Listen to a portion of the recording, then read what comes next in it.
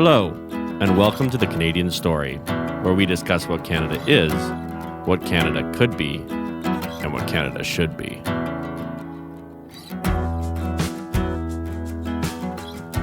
I can tell you that I love a great deal about Canada. Good. Canada is my home, my native land. With a glowing heart, I see it rise, the true north strong and free. And anytime I think about Canada, that's what I think in my old-fashioned way. I love Canada. Yes. I love Canada. I can't think of any other place in the world where I would rather be. I can't think of any other place in the world that I would have wanted to come from. That being said, there are all kinds of parts of the world that I love. It's art, it's architecture, it's music, it's history. I've traveled to see it, to study it. But when all is said and done, when I pack my little bags and go through Rome International Airport, I am quivering with anticipation that will I make it home to my house, open the door, walk in, and be reunited with everything that is my life. Because here I feel safe.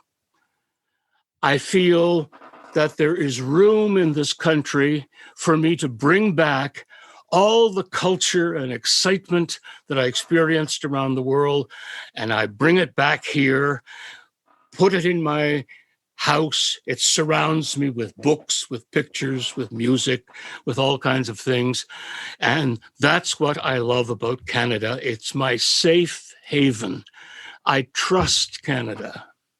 Oh, I love that. I want to go deeper into that feeling of trust that you feel. What do you think has produced that in you? My trust for Canada is something that I became aware of as a desire and which developed throughout my life. And in spite of all the traumas that Canada has experienced and we've all experienced, I still, when all is said and done, I trust Canada to do the right thing. The right thing for its people. Of course, all kinds of people are going to bitch and say, you're not doing the right thing for me. Right, of course. That's happening everywhere in every spot you can imagine. But on that's at the micro level. But on the macro level, the amazing thing is that Canada is there for everybody. And it's not a country that is getting clogged. People are not tripping over each other except where they want to be, where you trip over other people. True. We have endless territory to expand into. And that security, that clean living with, for the most part, fresh air, clear skies, indescribably varied and beautiful nature, it's all there. And it's all something that you can trust because it has been there since the glaciers moved away 12,000 years ago. And it has not been modified, except, of course, where there has been strip mining and where they have cut down enormous forests here and there. All of those things have happened. To me, they are negative and painful things, but they are also part of progress. And as much as I sometimes am upset by progress and the way it manifests itself, I would be a fool to say that progress should be halted or slowed down. We must continue to develop. We must continue to exploit wisely. And more people need to come and fill these empty spaces with their very different cultures, their loves, their excitements, their traditions. Bring it all to Canada, put it into our wonderful space, combine it with our nature, combine it with our cities, and live the best life anyone can hope to live. So, man, that is a great opening. That's My probably the goodness. most passionate opening we've had yet, and I'm very grateful for it. And to add to that, you come from a very special part, or you're in currently a very special part of Canada, one that people travel from all over the world to see. Would you mind describing to our listeners what you love about that particular part of Canada? I come from Prince Edward Island. I am half Islander. My mother was French Acadian on both sides of her family. And when I was born in difficult times, I was dumped in a cardboard box with her parents in a little village called Tignish at the northwest end of the island. My grandfather was a fisherman. I was the last thing they wanted. I was the last thing that they could cope with. They had no money, they had no food, and yet I stayed with them for 14 years. And while I was there, my mother tongue was the dialect that they spoke, the French Acadian dialect, but not a French that you would recognize today, a French from the 17th century, because you may recall that Prince Edward Island was settled in 1720 by the French. They wanted it to be a colony to feed the headquarters at Louisbourg on Cape Breton Island. And they couldn't get enough French settlers to come from France, but there were already hundreds and hundreds of them in Nova Scotia in what was called Acadia, which is a wonderful story in itself. And they started to come here, and they were experts at reclaiming salt marsh and turning it into quick agricultural land of indescribable richness. So by 1720, Ile Saint-Jean, as Prince Edward Island was called, was set up as a colony. But they didn't go inland and build towns. They lived along rivers and they reclaimed riverbanks. And they didn't receive much support from France. And the English were hovering on the edge, saying, you know, we have New England. It would be just great to have New France. Got to get rid of those French. Right. And by 1755, they had conquered and deported, some people call it ethnic cleansing, all the Acadians in New Brunswick, Nova Scotia. And by 1758, they cleared out Prince Edward Island, except for a few who hid in the woods, sailed to other islands, and among those were my mother's ancestors. Wow. Who came back. And so they settled themselves there. And so that was my introduction to life. I didn't speak English until I was 8 years old. So I spoke this dialect of a few hundred words that nobody outside the village would understand. And then I went to school and started to learn real French and started to learn real English. And my poverty, which was so all-pervasive, we had nothing. We lived in a sub-shack environment. Wow. But I got to be an altar boy at church and then the number one choir boy who could hit high B flat. And I would go to church every day, serve Mass, sing Mass, and see we had in the village an amazingly beautiful church with paintings on the wall, stained glass, the vestments, the music, the loveliness, the symmetry of the arrangement, the symmetry of what went on in the church. And that affected me deeply as a child. And when I finally escaped the village, went on my 14th year and went to Montreal to live with my mother, I stepped out of Tignish, stepped into Montreal, and discovered museums, churches, organ recitals, the mountain itself, the city itself, Place Ville-Marie, and then in school, I went to school with not a single Acadian child. They were all immigrants from Germany, the Ukraine, Poland, Italy. Right. And so they sucked me right into that atmosphere, and they would take me home, and their parents would say, listen to this. And so I got to listen to Viennese operetta at the age of 16 and sing along in pseudo-German. So that was the beginning of my life. And I never, ever looked back. I am strongly tied to Prince Edward Island because after I left it, I began to discover certain things about it which were so absolutely unique that tourism, for example, here never ever talks about. But I decided I would use all my savings and buy a blog and tell the world what I think about is really wonderful about Prince Edward Island. What is wonderful is this. After the English conquered and got hold of this island in 1763 through the Treaty of Paris, they were extremely anxious to set up a perfect British feudal, that's going back to the Middle Ages, colony where you had counties, parishes, spaces set aside for the Anglican Church, for schools, for things like that. And they were going to control every square inch of development. Now, the miracle that took place, and this is one of the greatest moments in the whole history of world surveying, is a man called Samuel Holland, who had special skills in determining longitude as well as latitude. There were problems concerning that at that time. Well, Holland surveyed all of Prince Edward Island into 67 townships, which were 20,000 acres each.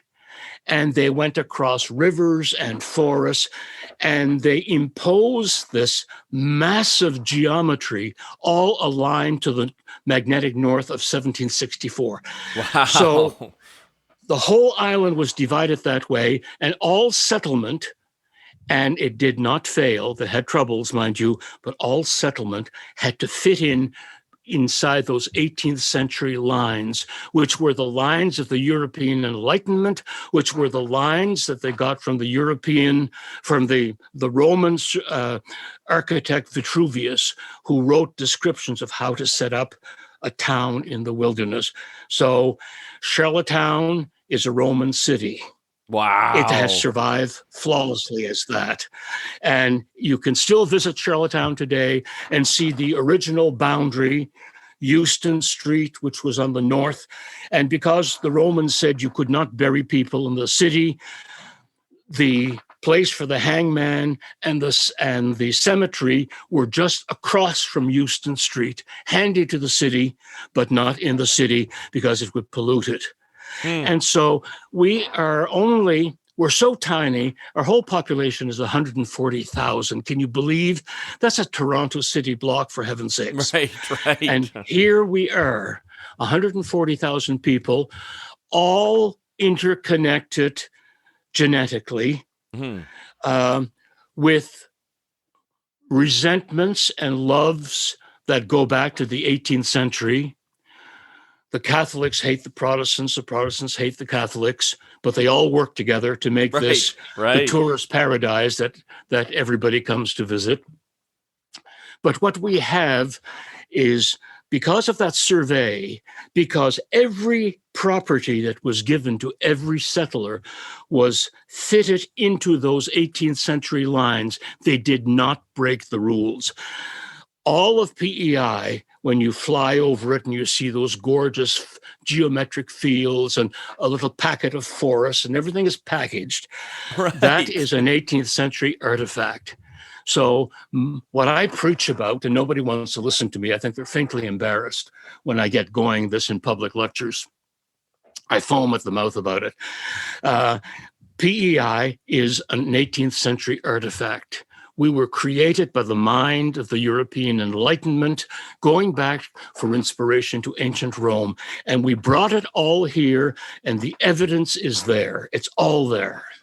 Wow. I love that. I've never heard that said before. I didn't know that at all. Yeah. But it makes sense because everyone's like, oh, it's so pretty and symmetrical and perfect, and everything looks amazing, but it's because it was all planned, is what you're saying. It's all... Yes, you can drive along the highway and you see these beautiful field after field after field, and all the fences are parallel. Right. That may pierce your awareness as you drive. Why are all the fields parallel, all the fences parallel?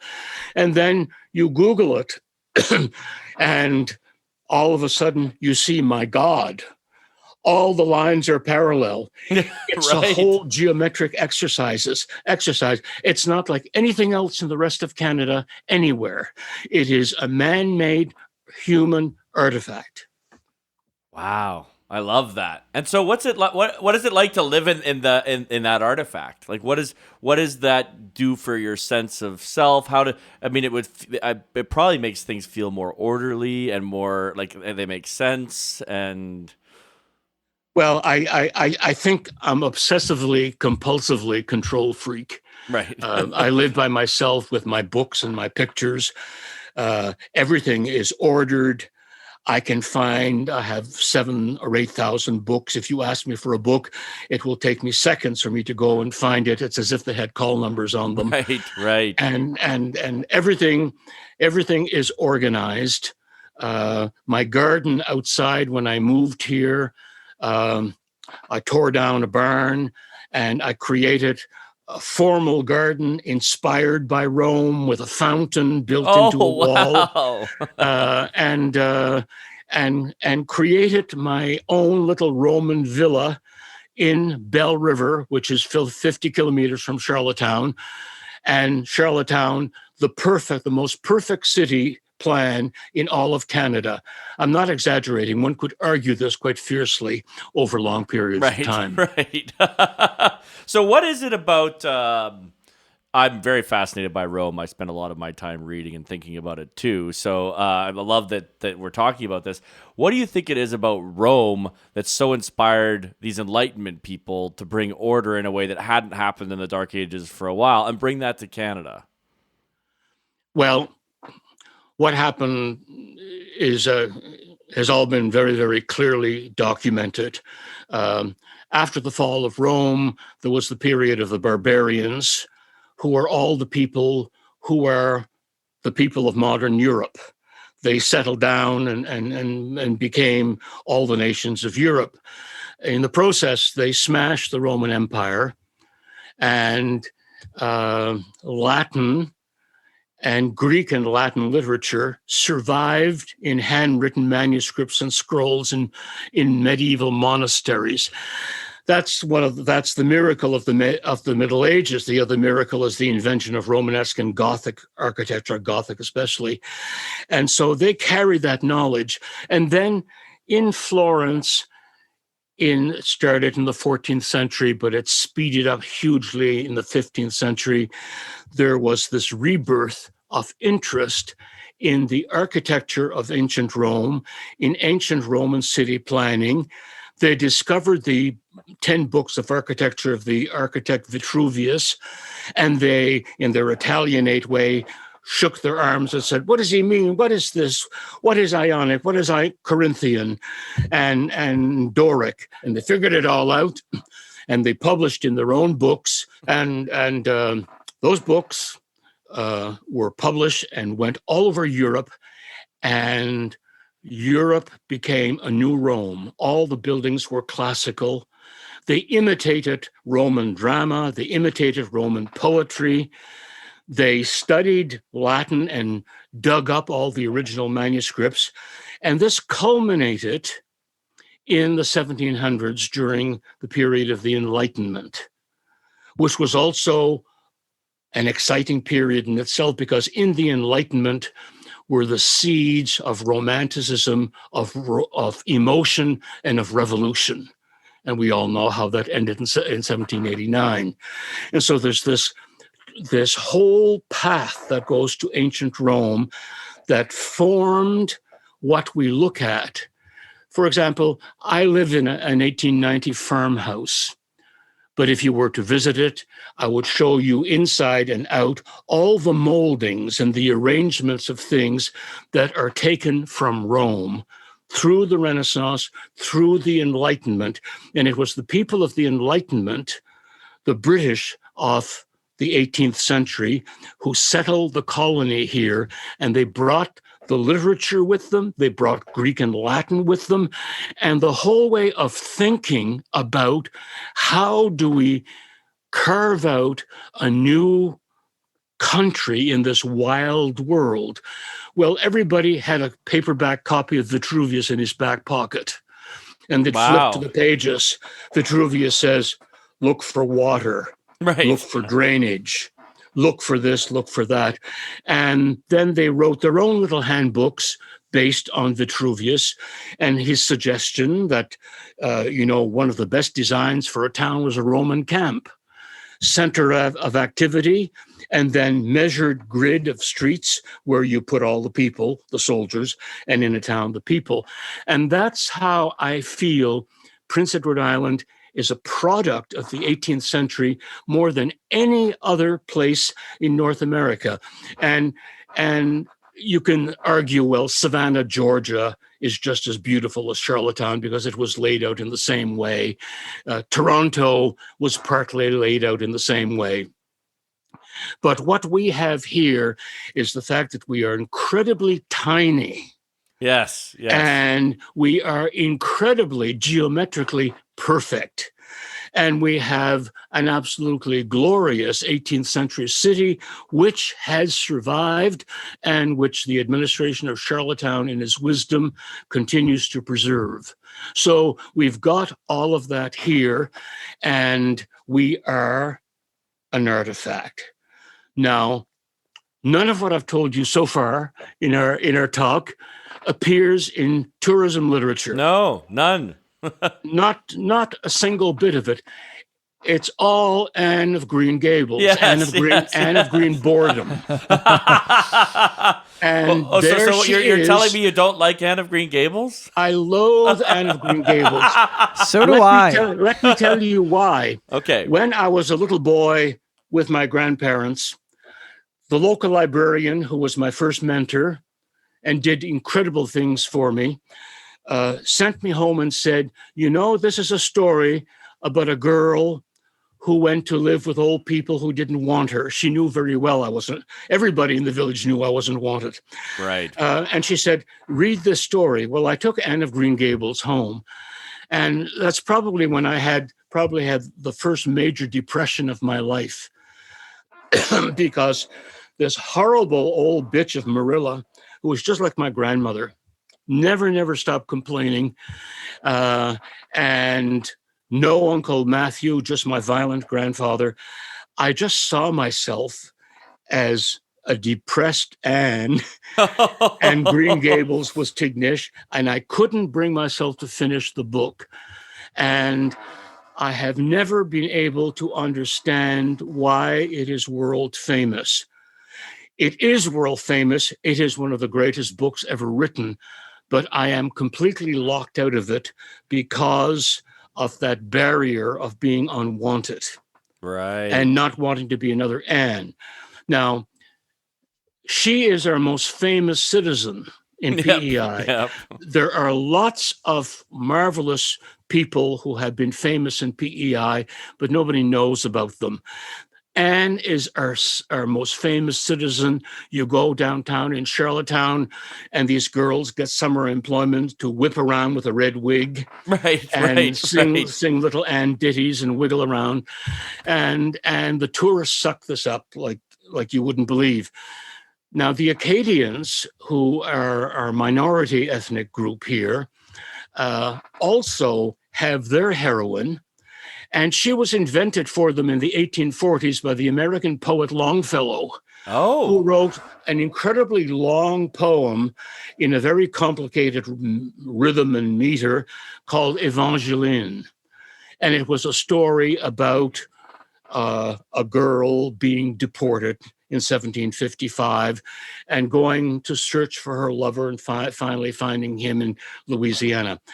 It's the most depressing story, and it's horribly difficult to read. But the Acadians have fastened upon her with all their claws.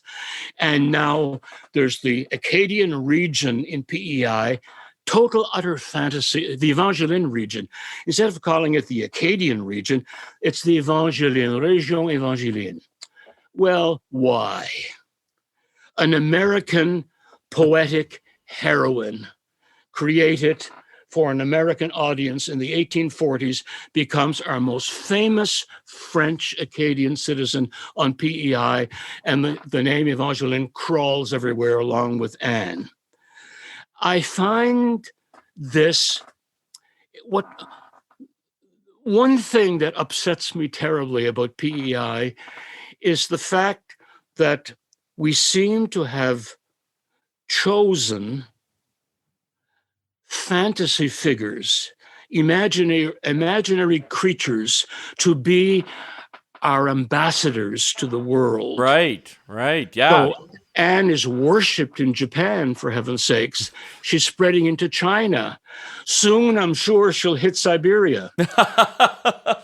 Putin may get a red wig to wear on his days when he's feeling sort of Annish. And so this is spreading, but it is fiction. It has nothing to do with the geographical, agricultural, fisheries, and ethnic miracle that is Prince Edward Island. It has nothing to do with it. No. And so let's go into that, the ethnic miracle. What do you mean by that? Well, our tiny population is made up of about 15%, the remnants of the Acadian population of Ile Saint-Jean. And then settlement only began after the island had been surveyed by Samuel Hall in 1765. And settlement was very, very slow. And by 1800, it was starting to pick up. But vast areas of the island were still empty. And then people started to come. Lord Selkirk, who was famous also for going out west and forming settlement, bought the area, bought the lots of land, the townships where I'm living now, and brought in lots of Scottish settlers who were a better class of people. They had a little bit of money. They had furniture that came over with them on the boat. They could read and they could write. Some of them even knew Latin. They were all Presbyterian. And they created an agricultural miracle. They cleared the land and they settled all the fields that you see when you drive around where I live. And then there came some Catholic Scottish people who settled in another part of the island. And then the Irish started to come early in the century because the crops were failing, even in 1800, and they were moving into the British cities, into the towns in Ireland and in Britain where there was no room for them. So they started to come here. So we have a lot of Irish settlers. And the bulk of them came early in the 19th century, in the early 1800s. But then there was the great potato famine everybody knows about in the 1840s. And some more came, but not as many as had come before.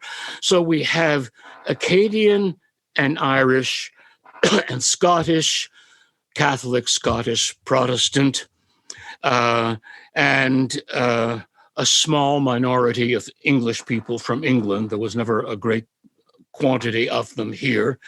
And then we had in the 19th century, a lot of Lebanese people started to immigrate to here, and they formed a Lebanese community in Charlottetown. And they specialized in two things: in setting up corner stores, right, a couple of which still survive, havens of joy. right. And also they had bought horses and wagons, and then when they could afford it, they bought trucks, and they built boxes on the back. And each box, when the door was open, was a miracle of everything country people needed for sewing, for coughing, aspirin, sewing needles, thread, yarn. The whole stuff was in their little things. And they went all over the island, and they established themselves in Charlottetown, were extremely successful, were A1 citizens, and we've had two premiers already who were Lebanese. Oh, wow. I did not know that. And so this is something that people aren't always aware, that there is this big very significant Lebanese component in our culture. And the beauty of it all is that they blend it in. They Right. still blend in. Everybody is friends. Sure, there are lots of old grudges, especially between the Irish and the French, the Catholics and the Protestants. That was because of the peculiar politics of the 19th century when things were working up towards Confederation. Yeah. In 1864, there were terrible, terrible politicians. I don't know a great deal about island history, and in a way, I really don't want to know a great deal about island history. I'm talking here about political history. Right. Right. Architectural history, natural history is another matter. But the politics are so ugly and so horrible that I really don't want to know much more about them. But it created long-term grudges. Even so, from one end of the island to the other, there is peace, there is cooperation. If a disaster befalls anybody, the community is right there. Nobody is allowed to have a disaster and to wilt away. There is amazing support from strangers, from people you would never expect. And because we're so tiny, because we're so very, very intimate, it's unbelievable the number of people who know each other on the island. Right. Or you say a name community. and they say, I know that name. Yeah. Yeah. Or even, I know that person. Right. Right. So what's it like, let's say, going to the pub in PEI? Tell us, what is the pub like? I have to confess that I've only been to a pub once or twice in my life. Fair enough. Fair enough. I'm such a hermit. My home is my heaven. There is nothing outside my home that lures me out of it. Fair enough. I'll go for weeks and months without leaving my home because I'm surrounded by absolutely everything that stimulates me about the island, but about my education. When I was at school, I had a classical education. My degree is in Greek and Roman civilization, and I still love that. I still study it. But right next to it in another room are the island books. And right next to me here is my computer where I write my heritage PEI blog. And it's all here. And I go out less and less in my garden because I'm getting old and terribly weak and can no longer garden the way I used to. I try to go for a little walk to the Bell River Bridge, which is half a kilometer away every day so that my joints will go. But I don't go to a pub, and I'm not a party guy. Right, right. From childhood onward, I've had a phobia of parties, and I've never gone to a party. Really? But if I find myself, no, I've avoided parties all my life. But if I find myself with a group of people, I'll blab away just as I've been doing with you for the past few minutes. Well, I have no trouble relating. And when I'm faced with the possibility of communication with others, I leap into it with both feet, but I will not go looking for it. If it finds me, my heart opens out. Right. Otherwise, I'm locked in here. Because I want to go into this because you found so much peace and happiness and joy in the things that you love. That you're not looking for external sources to feed you because you've found the things that you love. You've found the things perhaps that you love about yourself. I am surrounded by so much food that I can't begin to describe its extent. Every room in this house, except the bathroom, has a significant number of books. The bathroom has the London Times book review. Right. It doesn't matter if it gets splashed upon. Right. But so in all the rooms are my books and all the subjects that interest me. And I walk along and I look to a bookshelf and I see a title. and zap right to the soul. It goes right to my heart. I've read that book. I know the comments. I know all the art of that artist. I've seen some of it in museums. And it goes on like this, or a book of poetry, a book of history, ancient, modern. There are all these books. And then I've collected art all my life. I started collecting engravings when I was a boy in Montreal. There was a woman on Green Avenue who ran a shop, Isabel Mackenzie, and she was one of my mentors. This eccentric woman surrounded by books and prints. I was 16, 17. She said, you should decide what you want to collect. Now, what do you like? I said, I like this, I like that. She whipped out these things. I fell in love with a steel plate engraving. Oh, I could never afford it. How much? 25 cents. Oh, wow. So she started me off, and there are still Isabel Mackenzie 25-cent prints hanging framed on my wall. And throughout the time, I have a great friend who knows my love of art, and I've gone from a 25-cent print on Green Avenue to a glorious first edition Piranesi etching. Wow. From 1750. And so those things are all there. And I have a huge collection of LPs that I've collected all my life. I have as many CDs and DVDs. And everywhere I turn, it's crying out, turn me on, look at me, listen to me. And it's all there.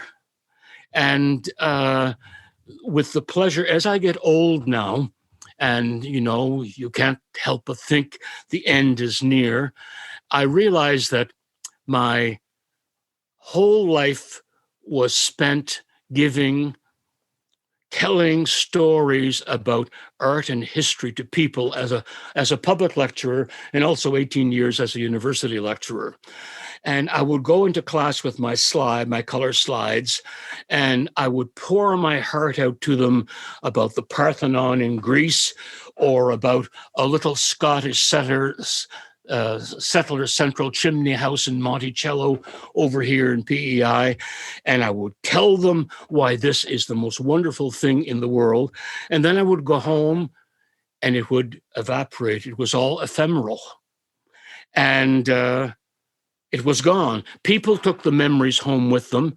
And an incredible number of them have found me on Facebook, of all things. A vast number of friends Yes. who were in those lecture halls when I lectured have searched me out and keep in touch with me and shake me now and then and remind me of things.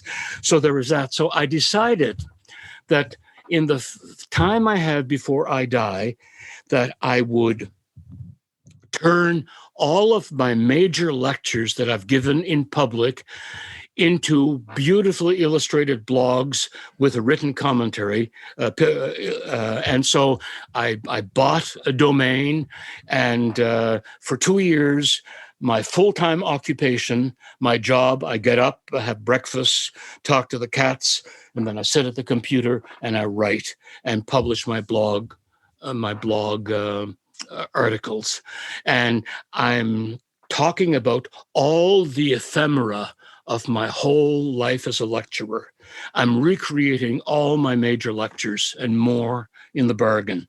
And that's what's filling my life. And that's why I don't need to go to the pub. Right. But I do. I love that. I love that. But I do love to sit after lunch with 3 cups of tea, and in the evening when I can afford it, with a glass of very nice wine, and listen to music, and just sit and look out at the window at the birds who come to the feeder, and the squirrels who try to eat the bird seed, and the trees that I planted 20 years ago and which are now mature, at the flowers which are about to burst into bloom.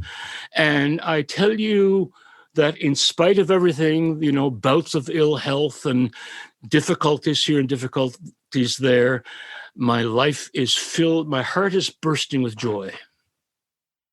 Wow.